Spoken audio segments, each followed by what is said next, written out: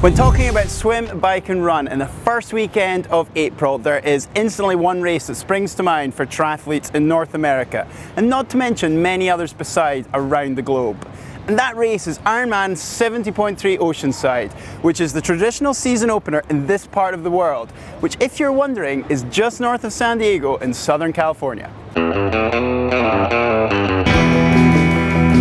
Given Oceanside is traditionally the first opportunity to race on the North American circuit, there's always a fantastic field of pro athletes assembled, not to mention thousands of age group athletes too. And luckily, we at GTN are here to run you through all the details of this iconic event. Racing on this course actually started way back in 2000 over the full Ironman distance, with the event being called Ironman California. And athletes actually remained almost entirely within the vast Marine Corps base at Camp Pendleton, which is just to the north of us here, and only coming off base for the run portion. However, after 9/11, for a mixture of security and other reasons, the race was shortened down to a half Ironman distance, starting here in the city of Oceanside, and athletes only actually going on base for the bike leg, which actually remains the case till today. But I will get on to more about the bike course in a moment. So what about the course here in Oceanside? Well, first up the swim, and they start right here on this beach with athletes heading out into the Pacific Ocean, where they could face a little bit of chop or some waves on race morning. They then circle in a clockwise 1.2 mile or 1.9k loop round that protected harbour wall there, finishing inside the harbour, which is over here, exiting up the boat ramp into T1, where their bikes will be racked in a basically disused car park, and then they will head out into the ride. As for the water temperature here in Oceanside, that water out there is usually around about 60 degrees Fahrenheit, which for those of us who use the metric system is about 15 or 16 degrees Celsius, which if you ask me is positively tropical.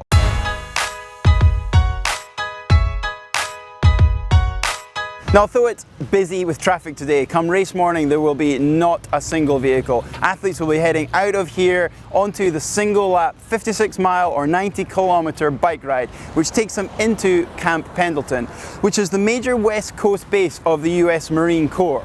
The athletes continue through Santa Fe State Park, taking them past the legendary trestles, which is renowned the world over amongst the surfing community for its amazing waves. However, there will be no time for the athletes to admire those views as they continue further into the rolling terrain of the Marine base, which then takes them back here into the city of Oceanside, finishing at the pier just behind me for the second transition.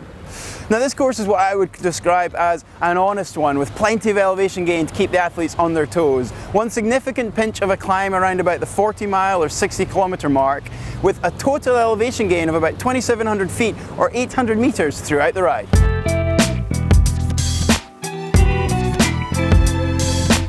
The run course starts here at Oceanside Pier, with athletes facing 13.1 miles or 21.1 kilometers through the local streets and coastal neighbourhoods of Oceanside, before finishing back here again at Oceanside Pier on what is effectively a flat and fast course.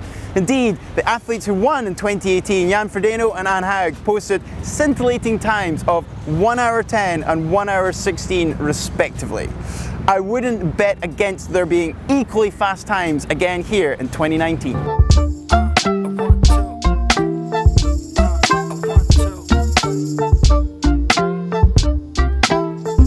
Spectators can see the athletes in around the swim and the run course, but given the bike heads out into that marine base, there isn't any opportunity to view the riders there. The best spot to see the riders is right here as they head out of the harbour onto the ride, and this street will be lined with spectators on race morning. Alternatively, you can watch the riders as they head back in along Harbour Drive, taking the athletes to that iconic pier, which is over there. Now then, for the vast majority of athletes competing here on race day, it's simply about enjoying the whole swim, bike, run experience. However, for a select few, there is the opportunity to earn a coveted slot to the Ironman 70.3 World Championships being held later this year on the French Riviera in Nice. Ironman offers 40 slots to the top age group athletes in each of the 5-year age bands, given out on a proportional basis across the male and female sides of the race. For the professionals, however, they're duking out for just one solitary spot to those championships in France. And given the quality of the field expected here in Oceanside, I can guarantee the competition for those will be fierce. Now, a further attraction for the professional athletes here in Oceanside is the substantial prize money on offer. In general, a 70.3 event might offer between 15 and 25,000 US dollars as a prize purse, whereas here in Oceanside, the athletes will be competing for a total prize purse of 50,000 US dollars, with the male and female winners taking home an enviable 10,000 US dollars, second place 5,000, and third 3,250, paying down to 8th. So there you go. I reckon that is everything that you need to know about Ironman 70.3 Oceanside. Now, I have no doubt that the racing is going to be fast and furious, with athletes desperate to get their season off to a flying start and add their names for a lucky two to the list of heavyweights of our sport who have already triumphed here in Southern California.